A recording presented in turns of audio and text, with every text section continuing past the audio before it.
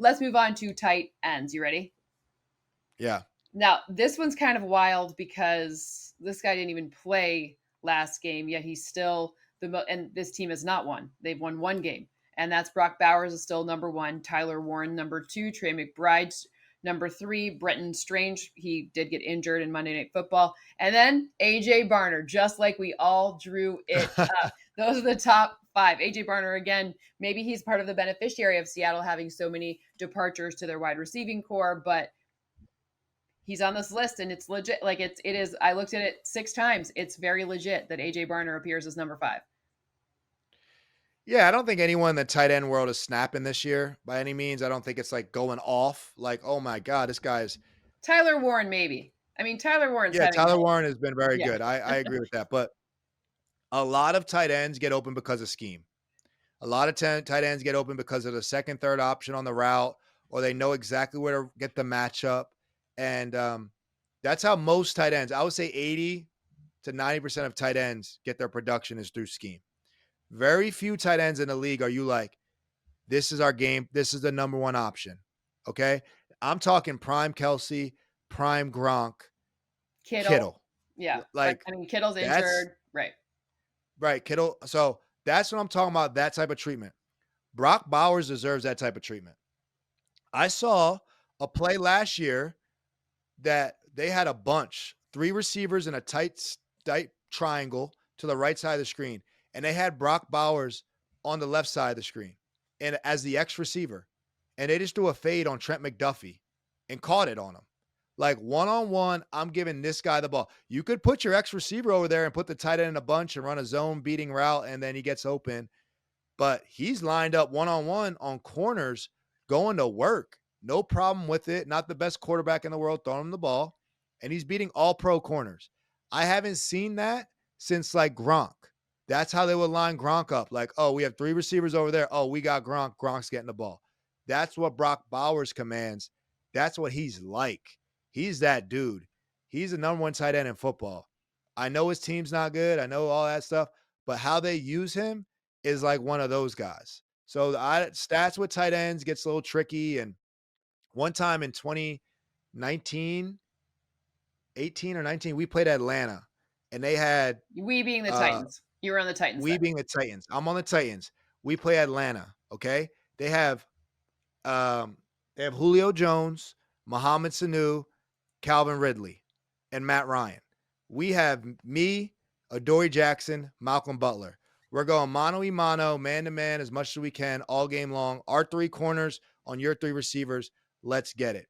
We hold all 3 of those receivers, Julio, Calvin, and Mohamed. We just lined up left, right, middle. Whoever comes in the middle, I got him. Whoever's on the left, Adoree gets him. And whoever's on the right, Malcolm gets him. Mano-a-mano, not really disguising. Let's do it. We end up beating them. We end up holding them all under like 50 yards receiving. That is a, I mean, you hold Julio and them under 50, that's a day. Austin Hooper, the tight end, gets 100 yards in checkdowns. Our DB coach comes to us and goes, hey, we really got to contain the tight ends better. We're like, bro, he's the 4th option. No shade on Austin Hooper. He's the 4th option. If we got them covered and they're checking it down to the tight end, he didn't beat us. Kevin Byard looked at our coach like, man, what? Get out of here. We just did what we had to do against the big 3. So a lot of tight ends get their, long story short, a lot of tight ends get their production like that. Brock Bowers is that guy that demands the number one attention from a corner or number one safety, a guy that Derwin James will have to go cover. He requires that attention, and he's still putting up numbers. So to me, he's the number one guy. Hey guys, we need your help. We've noticed not all of you are subscribed to our YouTube channel, so subscribe today. Subscribe, hit that button. Yeah. I mean, when I looked back to see like Trey McBride gets dinged a little bit because Arizona is struggling. Let's put that nicely. Arizona's struggling.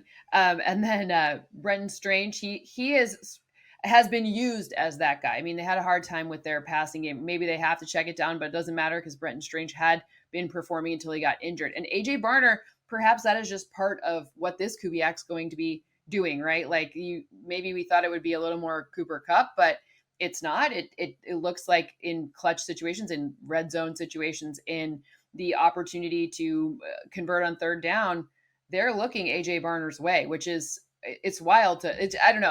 I wasn't that one surprises me, right? Like there's no Kelsey in this list, who we know Patrick Mahomes always looks to. Yeah. There's no Ravens anyone in this list, right? We perhaps thought Mark Andrews would have a resurgent season. A couple of, I mean, Dalton Kincaid is up there for the Bills. He's 6, and okay, so he's just off the top 5. Great, but no TJ Hawkinson, not even Sam Laporta is he's 7. So Yeah. it's just not the names that we were maybe assuming ahead of the season. Yeah, and I will say Trey McBride's that number one option for them.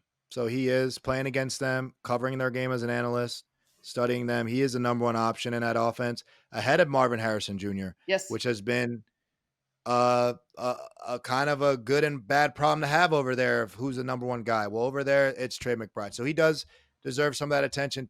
Brenton Strange has been very productive, but it's because other receivers like Brian Thomas he played well last night. So he's not the number one guy over there. He's eating on some other guys being open or not being open. But yeah, I mean, it's different for everything. Tight ends are the number one options, are the ones that I consider the top guys. And I think a few of them are on that list and a few just aren't to start the season.